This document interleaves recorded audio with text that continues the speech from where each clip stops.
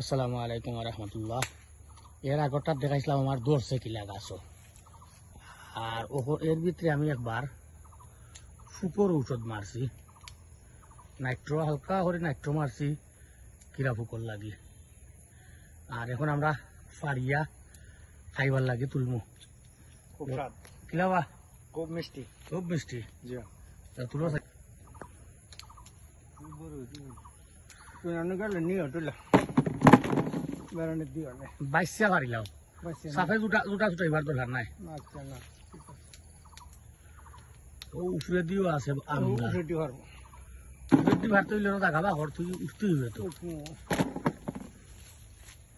ছোট গাছ কিন্তু লাল দে ডিটি দেখতে পারবো। প্রচুর আইছে আলহামদুলিল্লাহ। আগামী বছর আরো আইব। খুবই স্বাদ। আমরা সিরাজে গাছও লকটি দিছে,